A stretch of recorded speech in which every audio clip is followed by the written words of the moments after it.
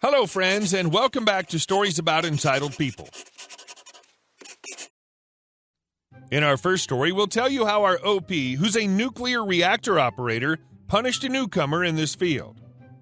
But before we begin, don't forget to subscribe to our channel if you're new here and turn on notifications so you don't miss a new video every single day.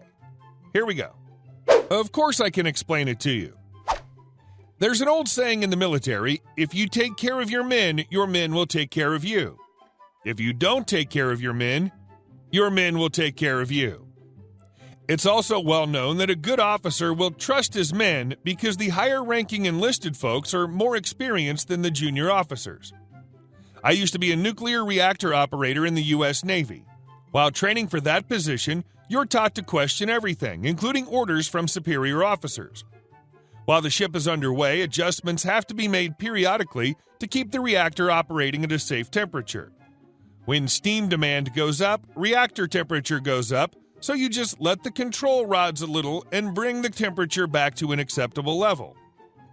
Generally, you just tell the officer of the watch that you're lowering the rods due to temperature. He says, "Very well," and you do it. If he has questions, he'll wait until you're done, ask them, and you can explain it until he understands. This particular evening, very little was going on, and our officer of the watch was brand new, fresh out of the Naval Academy, and had a reputation for being a snobby D. I was the reactor operator, and I noticed that the temperature was slightly higher than it was supposed to be. The conversation went something like this. Me, watch officer, shimming in for temperature. Me, reaches for the switch to lower the control rods. Watch officer, hold up there, reactor operator. Why are you shimming in?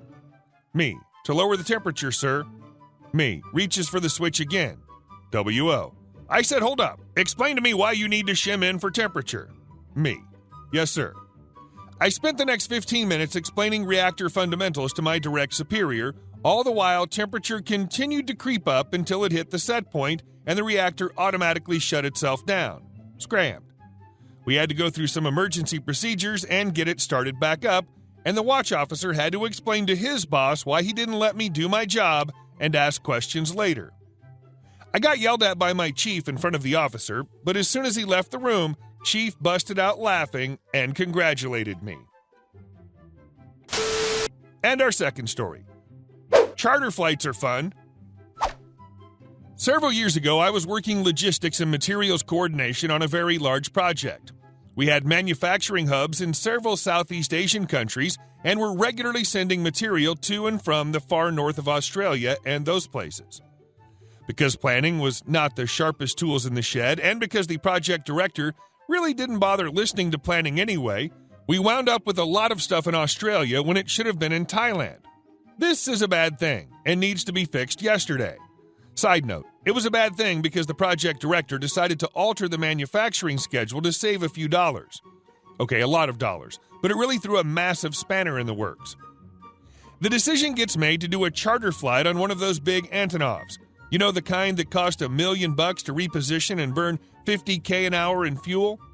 Costs were accurate back in the day anyway, they're more expensive now. So I start putting together an inventory list of everything that needs to go across. Over the course of several weeks, the email CC list grows to about 50 people who all want buy-in and need their crap sent across urgently. There's also a growing inventory in Thailand that needs to come back, so we're now up to 3 charter flights, both there and back again. About $11 million. Chump change. So as I'm planning the 4th of the 3rd charter flights, the project director is also flipping his crap about how much this is costing. The instruction from on high is to make 1,038,947,098% sure that everything that needs to go on this last charter goes, and that nothing is left behind. Well, I've got everyone on the list on speed dial at this stage, so I send out an alert that I'm sending out a materials list spreadsheet for everything that's going on this final plane. All people are required to review and respond, and that non-response will be taken as an endorsement of the list because we're on a strict deadline. Everything gets packed up by the crew in Darwin. Plane takes off, and we all pat ourselves on the back as the plane leaves at about 11 p.m. on a Friday night. Ring, ring, WTF. I go ring, ring. Dave, this is Dave in Thailand. They're a few hours behind Australia. I don't see valve XYZ123 on the manifest. Me. That's because it's not on the manifest. Everything was loaded onto the plane according to the spreadsheet I sent out several times over the past week. Let me check. You were copied in and acknowledged receipt of the emails on date and date. Dave, we need that valve here in Thailand to complete the punch list for PAM 907. Here it's worthwhile to point out that PAM 907 was on the critical path and was utterly necessary for the plant to operate. Delivery on time formed part of the senior management KPIs and therefore bonus. Me, it's not on the plane. Looking at the records, the valve is still at site. Dave, that valve needs to get on the plane. Get a truck to site and drive it to the airport. Site is 700 kilometers, 500 miles from the airport, and it's midnight on Friday night. Me, Dave, the plane left 3 hours ago. We can't get the valve on the plane. Dave, that effing valve needs to get to Thailand by Monday or PAM 907 isn't sailing. So find a effing way. Click. PAM 907 was coming via barge and sailed next Friday.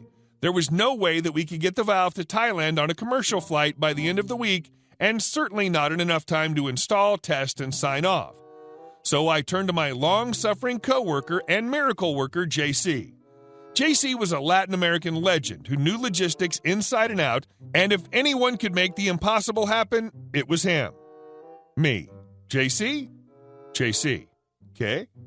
Me. Great job on the charter, by the way, but Dave in Thailand says that a valve didn't make it on board. JC. It's not my effing problem. Plane already in the air. Me.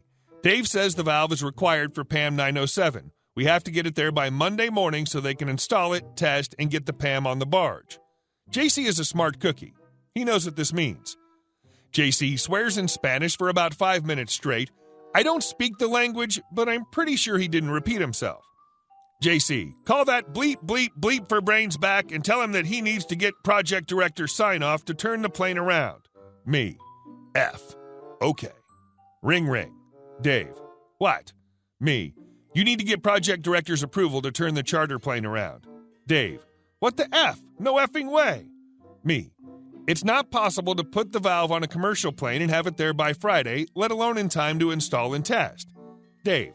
I don't want to hear it. Just effing get that valve here. I don't care what you have to do. Me. I'll need that in writing. Dave. Fine. Click.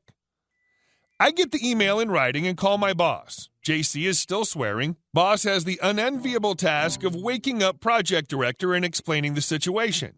JC gets the plane turned around. I get to wake up crews in Darwin to move the valve. Plane lands, valve is loaded, plane leaves. Dave's contract is not renewed.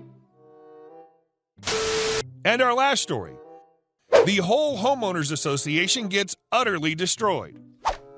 I used to live in a 2-story townhouse in Vancouver around 2010 with my parents. Keep in mind that this is in Canada, where HOAs are not as common as the USA and are not seen as evil. But this HOA was different. First, the characters. My mother was a 50-year-old woman working at a grocery store, and as we were Muslim, she wore a headscarf. She was a very nice woman to everyone she met, including people she knew hated her for whatever. Kill them with kindness, right? I was in engineering school and about to graduate in a few months. My father was a regular working man. He's not important in this HOA story. What the problem was? These HOA B-turds were a group of fat-butt, possibly retired / stay-at-home moms and dads. They made bullcrap rules like all floor mats must be straight and inspection of your suite will be done bi-monthly, and the worst, which was no overnight or late-night guests. We owned our residence, and here these B-turds were trying to ruin it, making it seem as if we're tenants. My family was wanting to bring my grandmother to Canada, and the visa just made it through. We were excited to have her, so we go to the airport and come back with her, meeting of the HOA A-hats on the way. She asked us straight, who is this and why does she have bags? WTF. I said she'll be staying for a month and it's my gran. The hippo eyes locked onto my gran and said, you can't be here. LOL, right? Since she didn't speak English, my gran looked in confusion. In the end, though, my mom and I had a large convo with the POS, and she agreed to give us one last warning. Whatever. The next day at 11 freaking p.m., the a-hole knocks. What's wrong? I'm going to let you know that I have to issue guys fines if I can't see your mother's back on the security cameras. Her face was visible, but I need a proper view in case we get burglars. What the F? It was late, so I didn't argue, so I went back without telling my mother. The next day, she goes through the same ordeal, but with my mom. She was furious and told her to leave and not be racist. The HOA POS yelled, "Islam's not a race, you effing towelhead B," and left. I'll never ever forget that night. My mother wept like a baby for the night, and it was the worst effing night of my life, second only to when she passed away last year. I could not see this BS continue. I did what I thought would be best. I went around and took questions from every single house and asked about this bee. They all said the same thing. And on my way home, I noticed a effing fine being written on our door for failing to keep our floor mat straight. It's an effing circle. How are we supposed to make it straight? At any rate, I spent some time on Reddit asking legal advisors from Canada on what can be done. They all recommended I get a form of proxy for all residents. That will let me vote for them just via myself. I got around 50 people out of 60 to sign it, and boy was I ready. The next election, I voted every single one of those sea-suckers out and made my mother head of the association. I got the position of vice president, LOL, and removed all those rules. The next day, I made the rules for our new HOA, and all it said was literally this. This HOA exists only to make sure no other HOA can take its place. There are absolutely no enforced rules here, besides keeping your portion of the hallway clean and no interfering with other members' residents. That, my friends, is how I made the old HOA extinct. The B-word people became really friendly afterwards. Hey guys, thank you all for watching the video. I'll see you in the next one.